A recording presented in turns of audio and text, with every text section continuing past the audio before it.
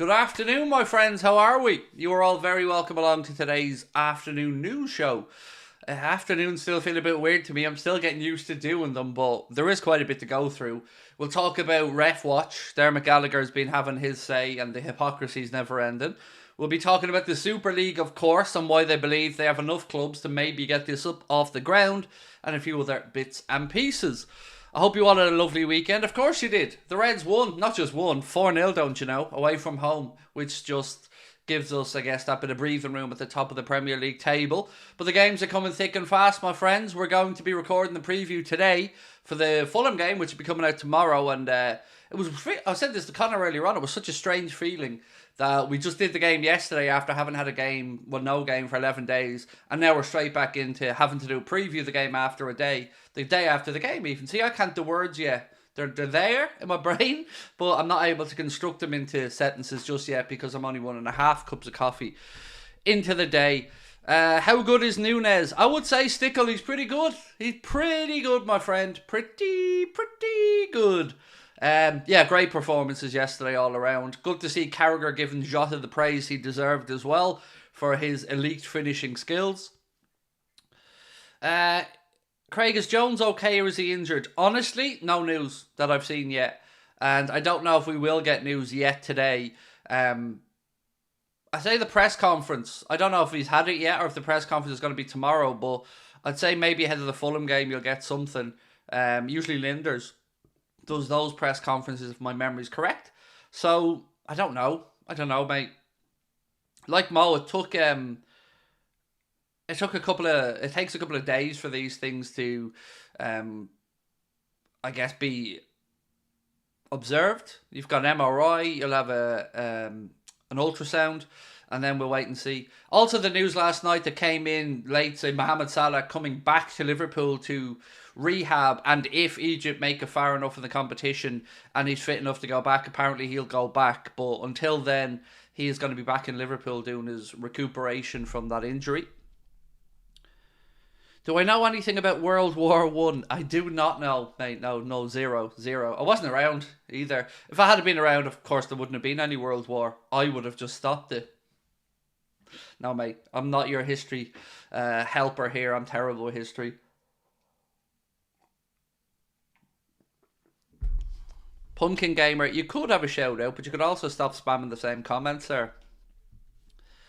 Right, let's get into the news. So, senior sources at Anfield apparently are saying that Jordan Henderson would have still had a significant role to play had he stayed at the football club, but he has since, of course, gone on to join Ajax, where his shirt has become the fastest selling in their club's history, apparently. We'll be talking about a link to a winger from Brazil as well a little bit later on.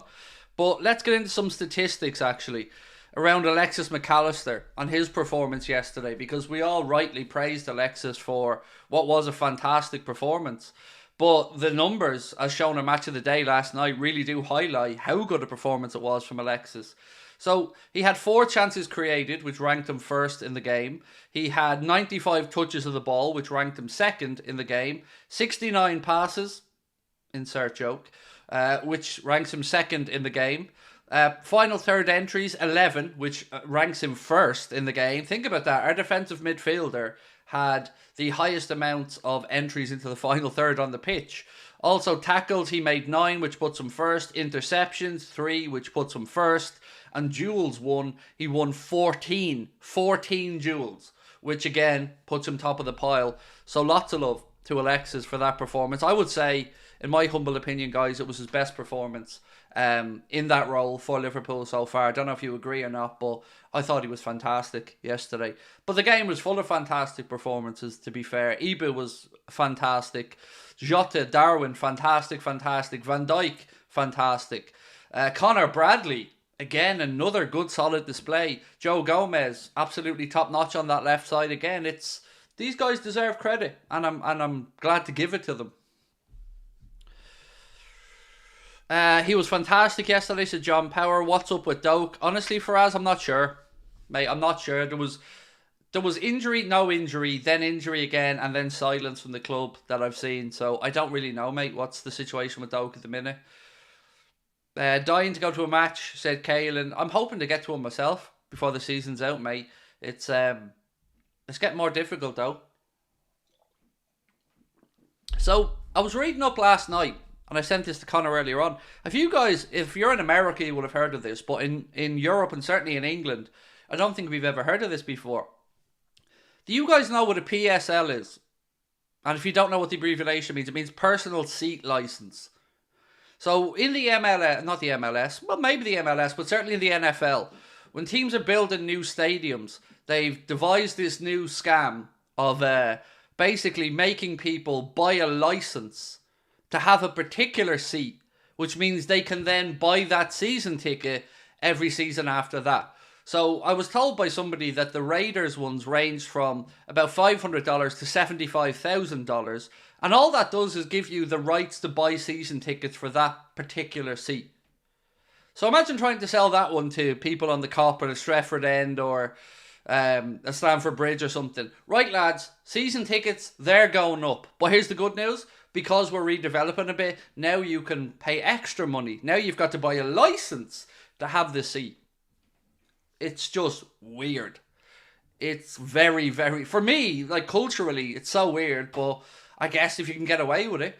From what I was able to garner, I think the Raiders were able to raise about $236 million through PSL sales before they built the Allegiant Stadium. Mental. They do it in the NFL and it works well. It's a scam, and I don't believe anybody pays for it. Honestly, for me, I don't believe people didn't object to that. I could never see that catching on. It's just weird for me. But look, it is, as I said, a cultural thing. Maybe it's something that's people in American sports are more used to, but I don't think it would catch on over here that I'm aware of. Would you sell Darwin for 100 million? No. Same way I wouldn't have sold him last week for 100 million. I wouldn't sell him next week for 100 million. I'm not going to revise my opinion because he scored 2 goals. Let's just support Darwin and enjoy Darwin because we're starting to see the fruits of his labour now. And do you know what?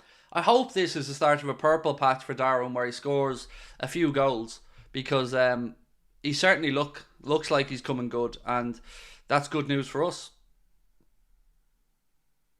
So, a little bit of transfer news from us going outwards. Footy Insider have said that Leeds United are looking to make a move for Liverpool youngster Mateusz Musialowski. As we know, there's been lots of questions about Musialowski over the past few months about what is going to happen with his career. He doesn't seem to be getting the breakthrough at Liverpool to the first team. But apparently, Daniel Farke and Leeds are interested, according to Footy Insider, and maybe one to keep an eye on before this window comes to an end. Be a good club, be a good move for Musialowski if he did go to Leeds. You know, a fantastic club, but let's wait and see.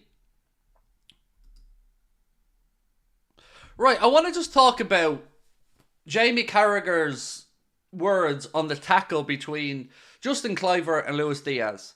So this is what Carragher had to say, and I'm going to ask you guys what you think. He said, I think Kluivert is a lucky boy. Them type of situations, I don't want to see the red card, but the reason Liverpool will be frustrated is because Curtis Jones got sent off for something similar away at Tottenham. When you see it in slow motion, you think it's a shocker. It's a red card. I don't like it getting slowed down too much. I've always said that when VAR are looking at it, it's a nasty challenge. I think the referee gets it right decision. For me, football isn't played in slow motion. When you see it at full speed, it doesn't look like there's too much in it. But there will be frustration, and understandably so, because of Curtis Jones' red card against Spurs. So, I guess I agree with some parts of what Jamie Carragher's had to say there.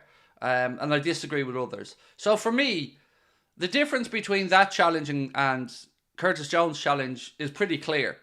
Curtis Jones played the ball, and the ball rolled his foot over the top of the ball, which, because of the motion in the tackle, put him into the Spurs player, and that's why he made contact. So, if anything, I think Curtis Jones was even... There's a greater argument to say it shouldn't have even been a yellow, let alone a red. But for the Kluivert challenge, well, there isn't the ball in the scene. Yes, he goes for the ball, but by the time he contacts on Luis Diaz, the ball's nowhere to be seen. Now, I get what people are saying, that it's right on the border, yellow, red, whatever. But why is it that when Tierney or when Liverpool are involved, it always seems to be any of these subjective things come down against us, unless it's one of our players who make the challenge, when the subjective challenge then becomes a red. And I've seen this enough times over the years to get frustrated by it. And it's not just us. I spoke to United fans who will talk about Rashford's challenge as an example and the red card that he got. This is what winds us all up. It's the lack of consistency in decision making. And it doesn't really matter who the referee is for this conversation. We just want to see as football fans that the same punishment is being dished out across the league for the same challenges. Do I think on the face of it, any of them should have been red cards? No, I don't. But if you're going to give one person a red card and then give Rashford a red card, then you've got to start giving red cards across the board. You can't be selective in it. And that's what winds me up. And I think that's what will wind up a lot of fans who are watching it. Whether you're a Liverpool fan, an Arsenal fan, you'll all have your own moments in a season where these challenges have haunted you. And I don't get it. Now, here's another part from last night's match of the day that got me.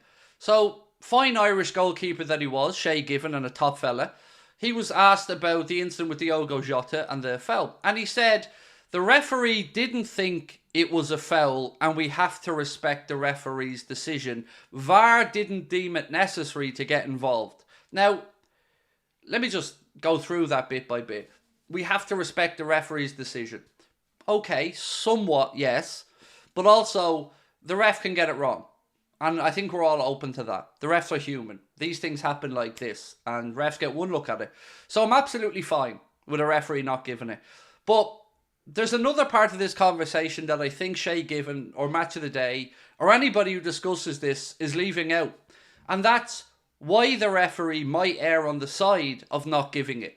And that's because the referee knows if he has made a mistake and he has viewed it incorrectly, well, if it is definitely wrong, VAR are going to intercept this and say, we think you need to have a look at that again. So subconsciously in the referee's mind, he's thinking, I'm not going to give it, but if I've made a mistake, I know my colleagues in the VAR hub will interject and tell me to look at it. That's great in theory, but not when Paul Tierney's the VAR and it's Liverpool. In that case, we need somebody to actually do their job. Because, as I've said, referees can see it one way or get one look at it and decide for or against. I'm always going to be understanding of that. But I can't understand how Tierney looked at that and did not see a foul. And I can't understand how it's not being spoken about more in the media. And I can't understand how it just gets brushed under the carpet. And yes, we won the game and we won it easily. But that doesn't matter. It doesn't matter if we win a game 50-0 or lose a game 8-0. These decisions should be made correctly. Procedures should be followed correctly. And it's absolutely a penalty. 100%. Stone wall. So, the idea of the VAR didn't deem it good enough to get involved is not good enough. It just isn't. So I'd like to see an explanation as to why what was a blatant foul wasn't given. Because, look, nobody can tell me he didn't kick his foot and send him down on the edge of the box with his foot on the line. It is as clear as day. Neville rimming the refs again. Neville needs to stop talking. I'm not going to get into a rant about Neville. I did it yesterday. But he needs to shut up. Honestly, like, do you know when I really lost any semblance of respect for Gary Neville? When we played Newcastle and we got 2 penalties, particularly the first one. Because I understand the Jota penalty would divide opinion against Newcastle. I'm open to that. But the first penalty where Luis Diaz, I don't know if it was Schär who challenged them, where Luis Diaz was clearly and obviously fouled. It's not even debatable. And Neville again was trying to make out like this was Liverpool players feigning and trying to buy a penalty. It is the most blatant penalty you're going to see. It is a textbook penalty kick. And I have to listen to Neville, as a Liverpool fan, try to undermine us yet again with what is clearly bias. It's just nonsense. These people are impacting people's thought processes. Gary Neville, Jamie Carragher, Micah Richards, these pundits on TV, they are swaying opinion. They are starting the narrative of public opinion on these things as they happen. And if the first words about it are Gary Neville on Sky saying that he thinks it's an iffy, dodgy penalty, or Liverpool players are simulating, or Liverpool players are making a meal of it, then that's implanting that in viewers' minds all around the world. Be it young people watching the game who then are going to have this thought process, oh, Liverpool are cheaters, cheaters, cheaters, cheaters. Every time they get into the penalty box, dive down. Somebody has to actually have a backbone in these situations. And if you can't be unbiased, you shouldn't be doing the game. It's as simple as that. The commentators are there to... Look, I understand Gary Neville commentating on a game and being pro-Manchester United. Or Jamie Carragher commentating on a game and being pro-Liverpool. Or Micah Richards being pro-Manchester City. Those biases, I think we all understand because they have an emotional attachment to a particular club. But that's for celebratory moments more than making decisions. Neville, he's lost all credibility for me with some of the stuff he's come out with over the last few months. And I think somebody needs to take him down a peg or two. And it won't be me, obviously, because I'm not powerful enough to do it. But it's almost like he feels like he's the Prime Minister of English football or something. Like he holds more weight and more of an opinion than others. Not if you're going to act that way. You don't get to be morally superior when you're clearly not being sincere in your discussion. When I talk about Inacio, yes, but it's going to be the same as the other day, mate. There's loads of chatter coming out of Portugal that Liverpool are going to trigger that £52 million release clause for Gonçalo Inacio. And outside of that, it's just going to be a waiting game. You know, but the reports are coming out daily at this point. But I wouldn't be holding my breath that it'll be this window, unless maybe somebody else goes in to try and trigger that clause themselves. So throwing a name around, let's say Villa. I don't think they're interested, but let's say Villa came in and said, right, well, we're going to trigger that release clause. Then I think Liverpool jump into action and probably, try to get the deal done, if indeed he's who they want. Because remember, this is just media reports. We haven't seen a Paul Joyce, a James Pearce, a David Ornstein, a Fabrizio Romano come out and say that Liverpool are going to do this. There's just been reports coming from Portugal. So I would take it with somewhat of a pinch of salt until we get more, I would say credible, but certainly more energy behind it from a lot more journalists. Neville just doesn't want us to win the league, my view. Probably, but again, I think they're just losing credibility. Like, what are they at this point? They basically have turned the shows into an attempt to be AFTV, but done poorly at some point. So you've got Roy Keane in there to say the stupid, angry, over the top stuff. You've got Micah Richards to have the big, injection of humour into it and stuff. And then you've got Neville and Carragher trying to be somewhat serious pundits. And the whole thing just doesn't it makes for cringy watching at times, if I'm being honest. And I used to love Monday Night Football in particular.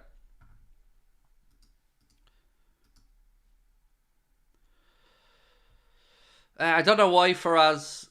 Oh, you spammed it, I think. Sorry. Yeah, I think you spammed it, and that's why Liz blocked it out. Any update on the injured players? I mean, I answer this question daily, Paul, multiple times a day, and it's always going to be the same, mate.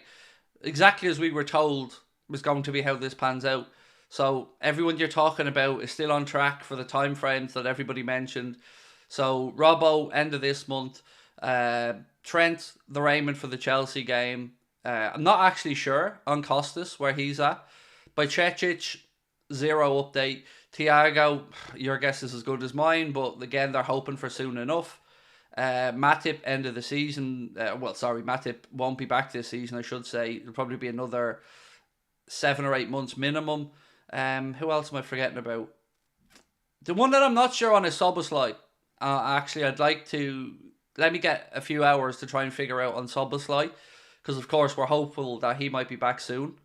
Especially with the game coming up on Wednesday. But if he does come back on Wednesday, I wouldn't be expecting him to start. But, maybe stranger things have happened. Would you renew Thiago's contract to let him go on a free? 100% let him go on a free, Matthew. I mean, what would be the sense of renewing it? You're talking about somebody there that's on 200 grand a week, so 10 million quid a season. I think it's fair to say we could do better things at this point with that money. And of course, if he signed a new contract at Liverpool, we'd most likely get a loyalty bonus as well, or a signing on bonus. So, no, not for me. Seeing Bradley do so well, do you think Klopp puts Trent into midfield now? So I'll be honest, Ezra. The part I struggle with about Trent going into midfield is that I don't see him as a number 6. I don't see him being able to do what Endo or McAllister does in that sense. Obviously, in the quarterback type role, and the way he can spray passes around, and the way he can dictate tempo from that part of the pitch, 100% you can make that argument. But I just get the feeling that if Klopp ever does it permanently with Trent, he'll be part of a pivot, because I don't think he has the nous yet in the position to really focus solely on the pressing and the duels and the winning of the ball. So I think if we do bring him in there, I'll be interested to see how Klopp eventually tweaks the midfield. Are we going to do something like a 4-2-1-3, for instance? So until then, I probably imagine that Bradley will fill in for Trent when needs be, and we'll probably see out the season in this formation. And maybe then in pre-season, Klopp will work on next year coming back with Trent in this midfield role. But it definitely feels like we're getting close to a point where Jurgen's going to try him in midfield. And I understand it, because, you know, the role that is created for him, you can see what Trent brings to the party in that part of the field. Rachel, thank you, my friend, for gifting a membership. Very kind of you. Love your show. Smash the like button. Thank you so much, Colin. How much money do you think we'll get out of Lucho if he wants to go to La Liga? So we had a conversation the other day, just Stephen, out of, I guess, interest. And we said, how much do you think we'll get for Diaz if we sold him? And I think we were talking somewhere between 60 to 70 based off the comments. Now, I guess the question I put to you guys right now is, are you concerned about Diaz? And my answer would be, I am concerned with regards to his scoring. His work rate, I'm okay with. There are certain things I'd like to see him do more quick, which is release the ball at times. But it's the end product for me that he needs to work on. And I've got to be honest with you, right? When Mo comes back, I'm starting Darwin on the left ahead of Diaz. I've got to be honest about that.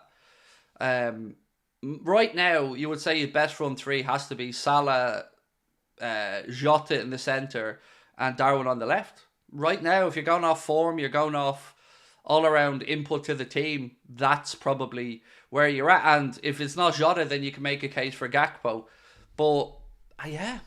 And if that is the case, and if that is going to be our preferred front three, because you always are going to rotate and people are always going to get games at a club like Liverpool because of the sheer amount that we play, then Diaz has to kind of do one or two things: accept the role that he's going to be a part of a squad and not really a nailed on starter, or buck up his ideas, start adding a little bit more end products, and show the manager that you're the one that should be starting on the left hand side of attack.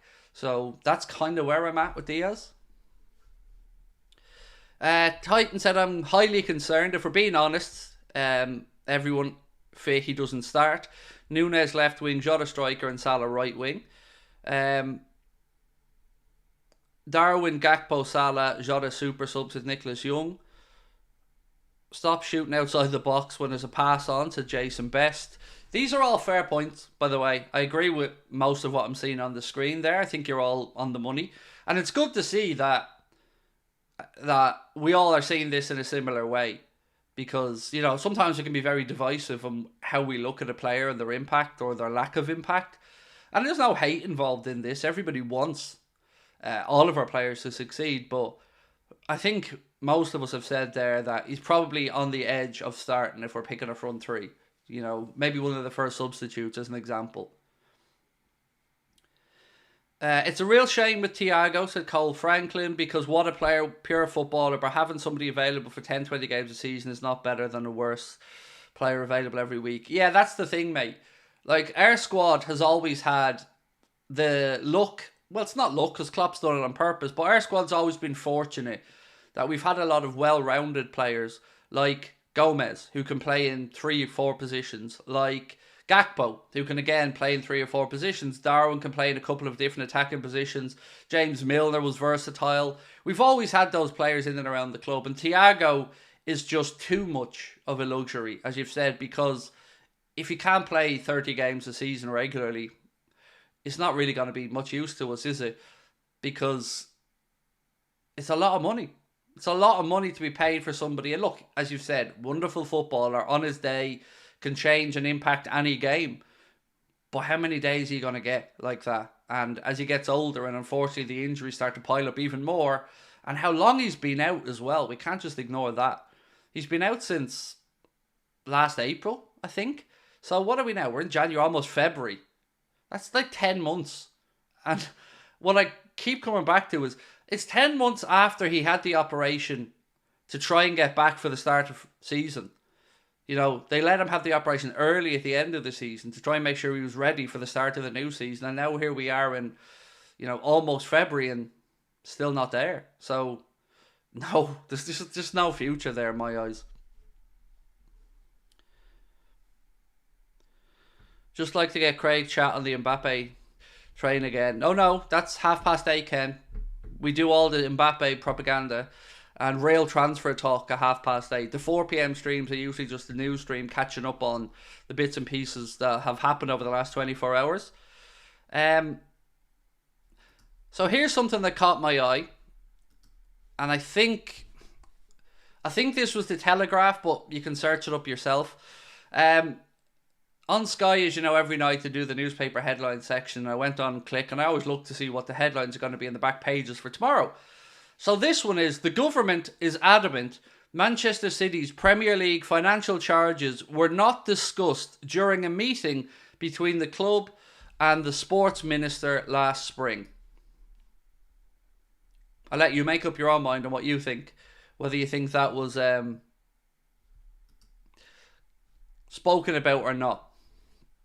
The Daily Star, they said, incoming Manchester United CEO Omar Barada has been placed on gardening leave until the summer following his shock decision, to quit Manchester City.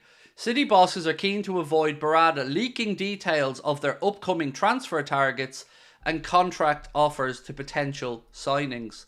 So if you're not aware what I'm talking about, Manchester United have recently gone into Manchester City and taken Omar Barada and got him to agree to join Manchester United and work as their CEO. And of course, City are worried that he's going to give Manchester United all that inside information. Is it the one that they're talking about that they're really worried about, though? That's what I can't help but think. Are they really worried about the contract details of their upcoming transfer targets being leaked? Or are they worried about, I don't know, other stuff? Again, I'll let you guys make up your own mind, but there you go. Also, little update. So far, and I have been checking my inbox and I've been checking the spam folder, so far no sign of any offer coming from the Saudi Pro League to take up the Paul Tierney conversation that I had yesterday. I think we should start a petition. What better way to grow the Saudi Pro League and to add that little professional touch to it than to bring Mr. Paul Tierney over and make him the head of the Referees Association? I put it to you, Saudi, that this is the man you are looking for. Never mind your Neymars, never mind your Ronaldos, never mind your Mitrovic's, never mind any of those boys. If you want real credibility in world football, then there's only one man. Paul Tierney is the guy you want. And I don't want a finder's fee or a thank you, a pat on the back, a job well done, Craig. That's okay. I'm not looking for that. But I put it to you. So, qualified, yes. Experience, yes. Shaved headed, so won't worry about the heat too much, yes. Bit of air conditioning in the VAR hub and job's a good one. So if this doesn't work out, I'm next going to be petitioning the Eredivisie. So Saudi, you have 24 hours to respond. And if you don't take up my kind offer of introducing Paul Tierney to the Saudi Pro League, then, my friends in Saudi, I'm going to move on to the Eredivisie. And I'm going to offer them the opportunity to bring in Paul Tierney to make sure that Jordan Henderson, former Liverpool player, is held to account for every little challenge. I'm no better buckle, no better boyo than Mr. Paul Tierney to do that. So, Saudi, the ball's in your court. What say you fine people? I'm doing more than Jordan Henderson is for growing the game. And I'm not even getting paid 700 grand a week. So you're welcome. How can you say that with a straight face? Because inside I'm hoping, Liz. Inside, mate, you know what I mean? I'm like, please, don't be coming and taking Michael Oliver and the good referees. No. Take the elite referees. And there is no more elite than Paul Tierney. And do you know what I'll do for you? I'll throw in Dermot Gallagher. I don't know what TV channels there are in Saudi. I don't know who covers the games over there, if it's beIN Sport or somebody else. But I'll throw in Dermot Gallagher and we'll give you a Monday ref watch. What was that? Mike Dean. You're pushing it. Go on then. I'll give you Mike Dean as well. So you've got Mike Dean and Dermot Gallagher for the Monday ref watch on beIN Sport or whatever the channel is there in Saudi. And then you've got Mr. Paul Tierney coming in to take care of the referees and professionalise and streamline the entire system. Jeez. I'm some man for one man. You know what I mean? You're getting all this, like, I'm basically the, I don't know, Pinar Javi, Mina Raiola of the refereeing world now. That's where I'm representing the big boys.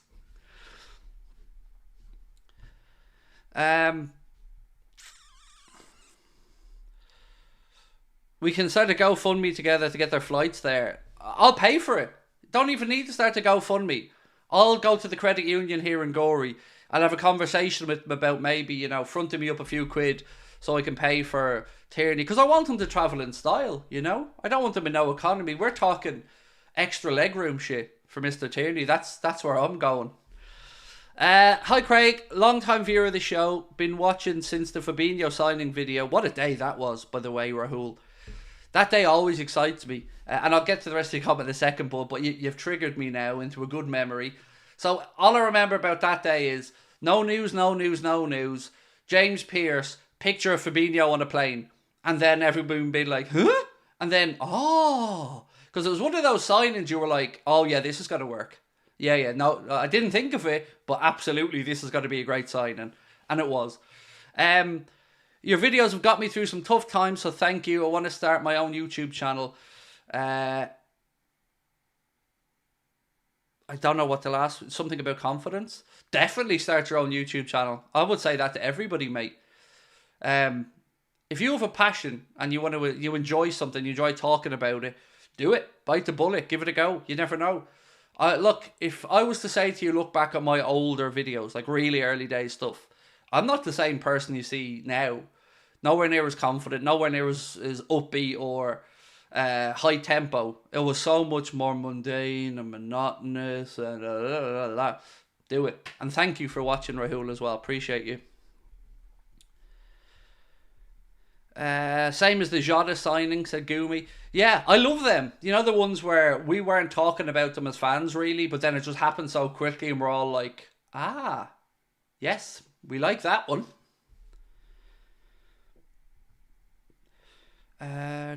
So, the Super League. I guess I should talk about the title of the stream, right? Considering I haven't got to it yet.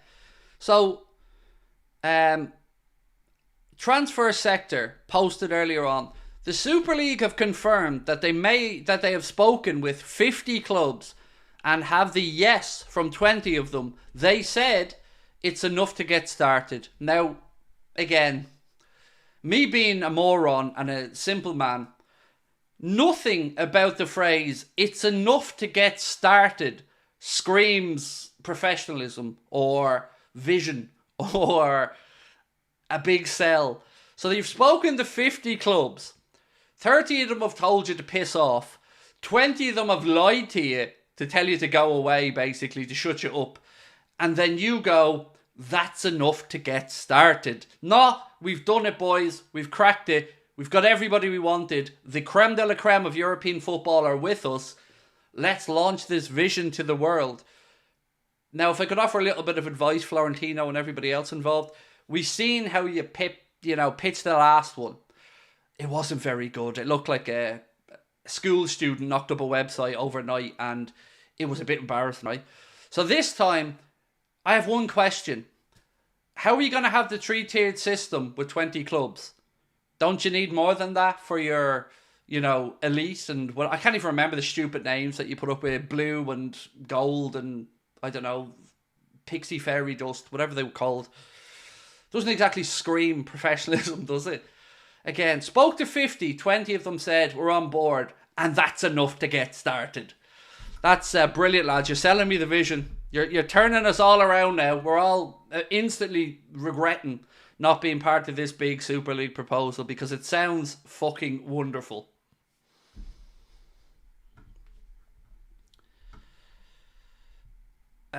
Super League of 3 divs, 20 teams divided in 3 divisions.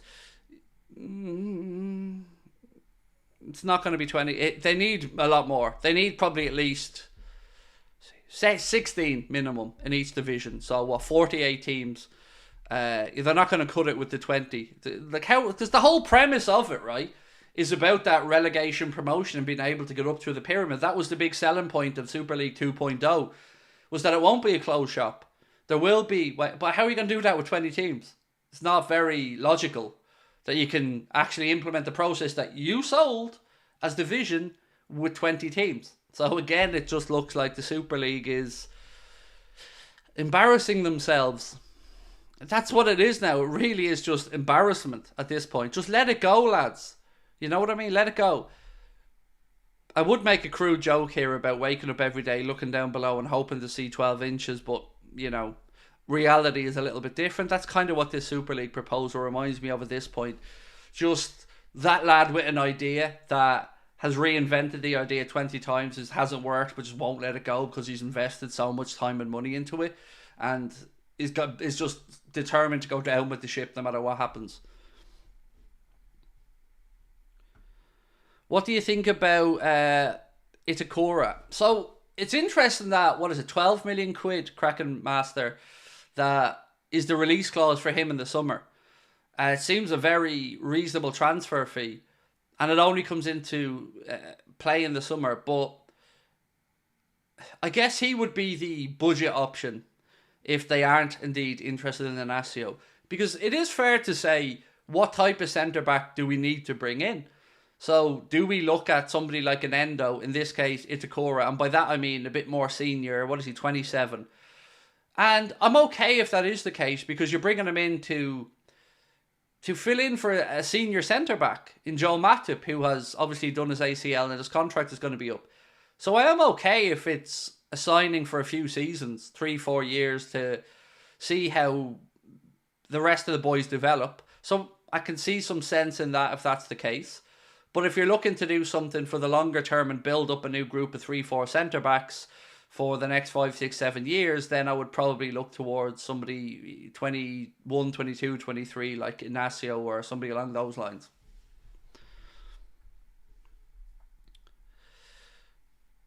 How does the Super League work, though? All right, so LFC Louis, you've got a pen and paper, mate, because I'm going to break it down for you as best as I can. Now, remember, I'm not very bright. So the Super League works a little bit like this. You ready? It doesn't work. Did you take that down? Because it's true. That's how the Super League works. It doesn't. Do you think we're signing Mbappe? No. No.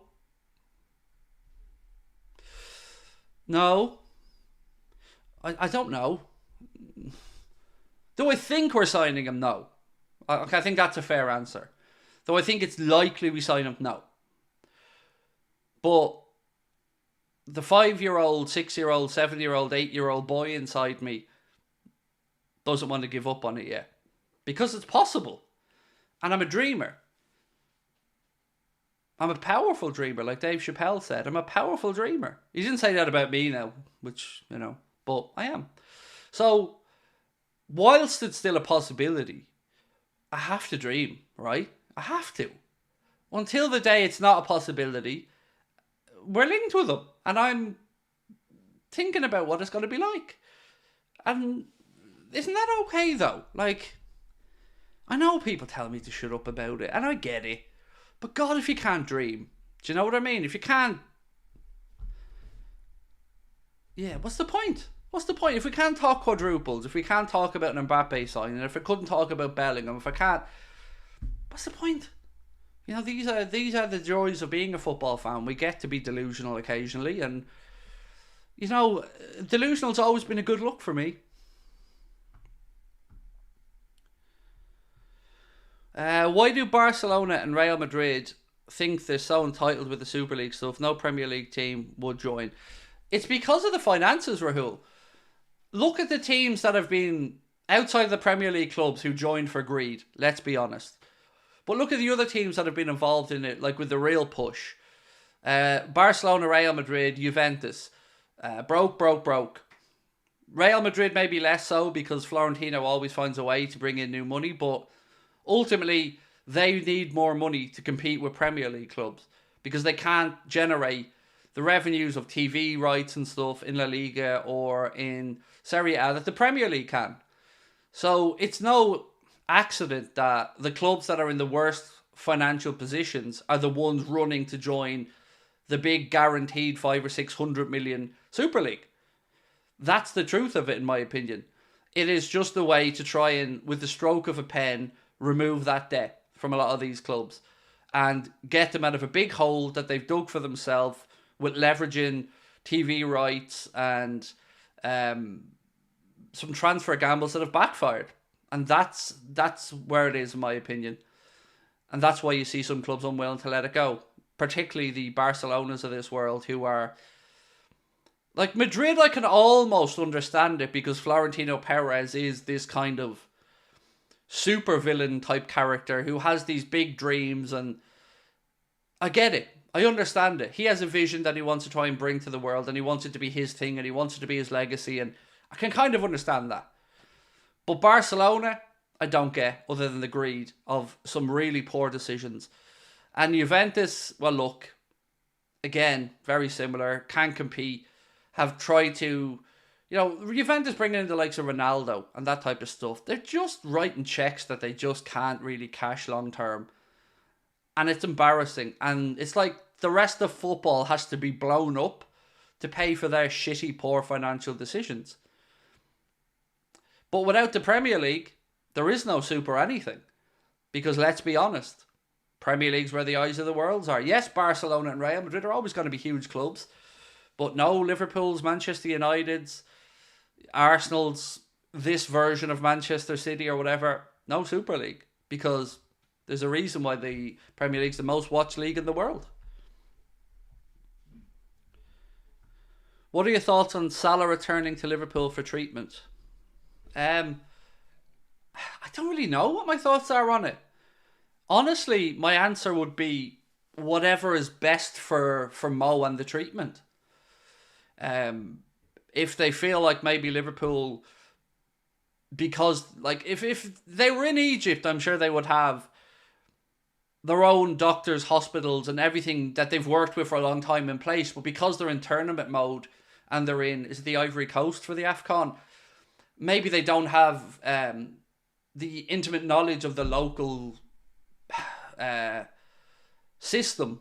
Whereas they know if they send it back to Liverpool, we have everything in place to give Mo the treatment. And that wasn't meant at all in a way to knock the Ivory Coast. It was just like the fact I'm just saying, I would imagine if it was in Egypt, they'd know exactly, how to treat Mo, where to go.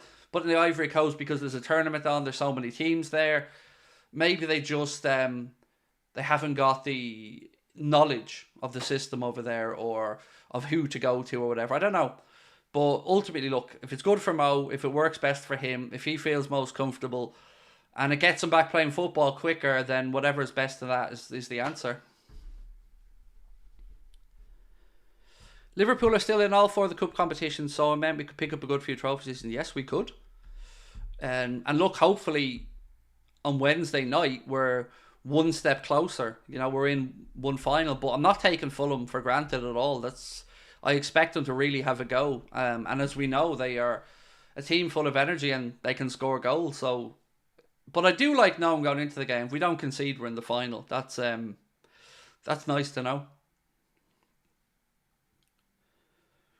I remember Barca played Bayern in the Champions League. Commentator said Barca made 3 transfers, 100 million plus. None of these players were starting. Griezmann, De Jong, Coutinho, and then Phil scored twice for Bayern.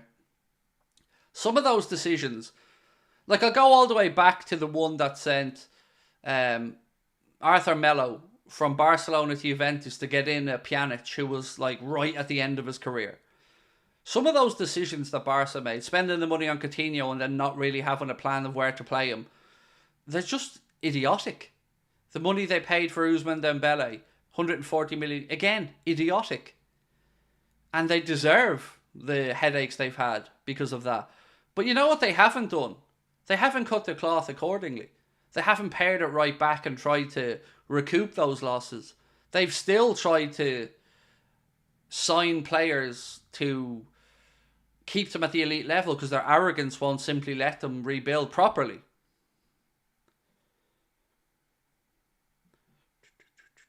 Thoughts on Neymar? I don't have any thoughts on Neymar other than I'm glad I don't have to watch him.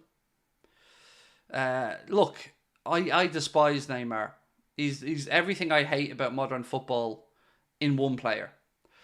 And because, mostly I despise him because he's a waste of talent. And that annoys me. Look at Leo Messi as an example. And look at Neymar. And look at Messi when he was 25, 26, 27.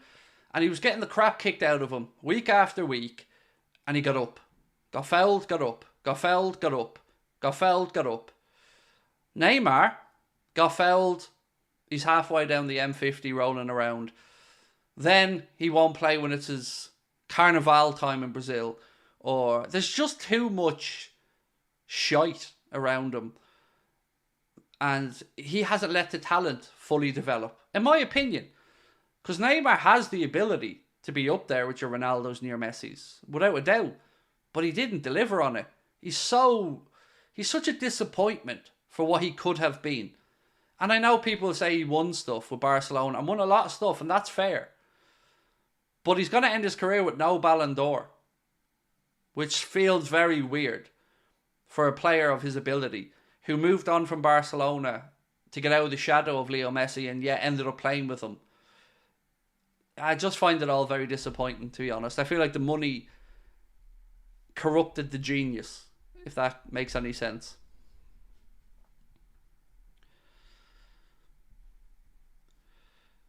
If Barca were in the Premier League, they would be the same boat as Everton, Forest due to their erratic spending. I think if Barca had Premier League money, they wouldn't be in as bad a position, but you're right, they'd probably still be greedy, scouse pie, and still overstretch and overextend themselves to try and get ahead. That's probably fair. I used to like Neymar, but he's fallen off massively. Look, again, part of the reason for my dislike of him is because of the disappointment at him not really fulfilling his potential. And a footballer that doesn't fulfill his potential, I feel like is always disappointing. So here's another one. Wayne Rooney. I think Wayne Rooney, of course, had a great career and is an amazing player, was an amazing player. But I feel like he could have had a better career if he had have looked after himself a little bit better and lived the lifestyle. And that's very disappointing because you had a player there who was incredible. And then you look at somebody else, like you look at a Gareth Barry, a James Milner, and you see the way they looked after themselves to prolong their careers and to stay as a professional. And then you think, imagine these guys had that ethic and the ability. But I guess that guy's called Cristiano Ronaldo. And as much as I'm not a fan of Cristiano, you cannot argue against the man's professionalism with regards to living the life of an athlete and, you know, working his ass off to get every ounce of brilliance out of himself. That's incredible. And that was a Frank Lampard as well. Steven Gerrard. These guys that really give everything, every ounce of themselves to get as far as they could, to develop themselves, to be the best they could be every week. And they're the players that I have respect for. Will Endo start when he comes back?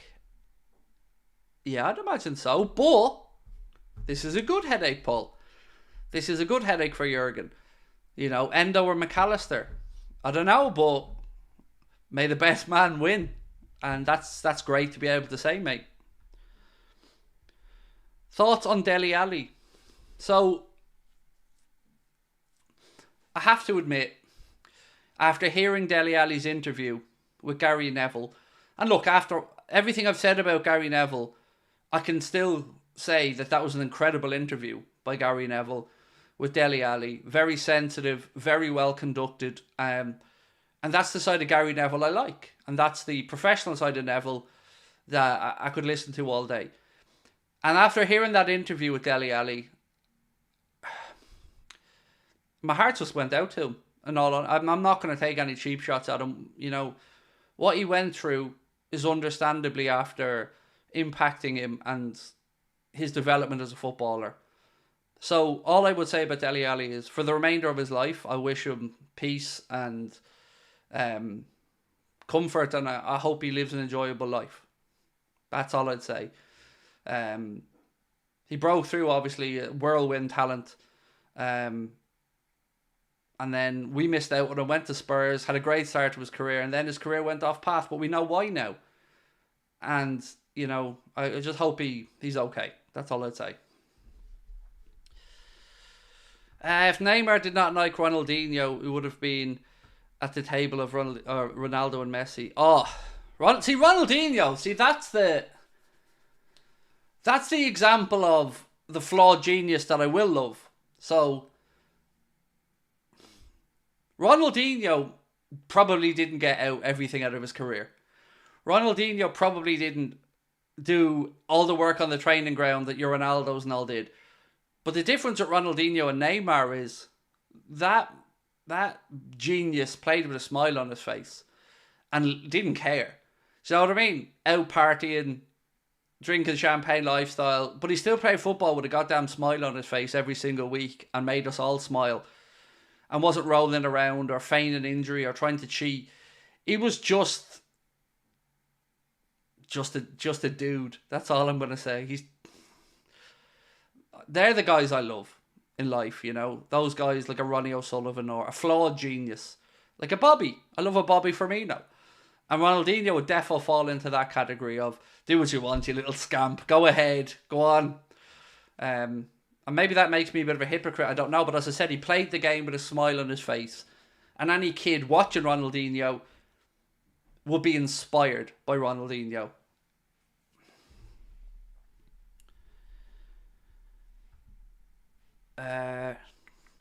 I saw him score that dancing toe poke against Chelsea in the Champions League, and I practice skills every day like that. He motivated me to play every day while I was homeschooled. Oh, Ethan, that goal you're on about, dude. It's ridiculous, isn't it? Like, it's just ridiculous. So yeah, he was inspirational to a lot of people, I would imagine. And look, I would say Neymar inspired people as well, but I don't think as positively, perhaps, as Ronaldinho. Going to PSG shows that Neymar didn't want to be amongst the best. He wanted to be amongst the average. Well, he wanted to be the big fish in the smaller pond, to be that star. But then again, Mbappe followed and Messi followed, and you know, the whole thing got diluted and weird. But I guess he got paid very well. He wanted to be among the rich. Probably Titan. Yeah, that's probably a fairer reflection of it. And look, again, if you look at it from that perspective, I don't know what Neymar's life was like growing up. I don't know if he came from a working class or a poor family, but whatever we say about him, he certainly created a lot of wealth for the next generations of his family, and I'm sure improved the lives of many people around him. So if that's the goal, then I'm sure he can say he very much achieved that goal.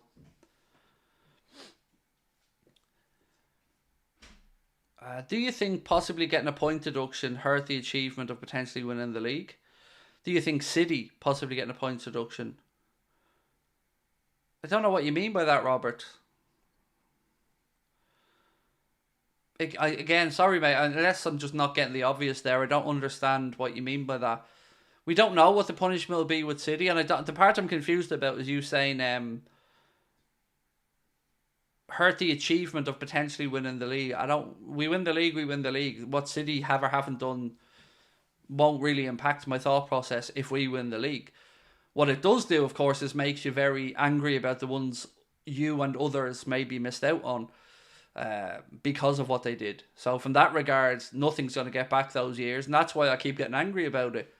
Particularly for us, because there's nobody else looking around now that has a once-in-a-lifetime manager at their club. We have. And we could have that 7 years corrupted by cheating. And we won't get that time back. And we won't get Klopp back. And that annoys me a lot. Because we're the ones being the most impacted by it. And I feel like if United were in our position, or Arsenal were in our position, or Chelsea were in our position, the things would change quicker. And these things would have a lot more media presence on them. That's my honest opinion. Did you see Omar Barada's jump chip from City to United? Yes, but he's on gardening leave till the end of the summer. Because City don't want him giving their transfer strategy or details. I'm worried about what else do they not want him given, let's be honest. Right, look, my friends, I'm going to go record the preview and I'm going to go and record today's transfer video. But I will see you guys at 8:30, as always, tonight. And tomorrow, don't forget, we'll be on top of the league, having a look at Chelsea's game against Middlesbrough. The winner of that obviously takes on the winner of Liverpool versus Fulham on Wednesday. So check out the Clips channel as well. Don't forget to give that a sub if you haven't done so. Get yourselves over there, check it out. Anfield Agenda Clips. And I will see you guys at 8:30.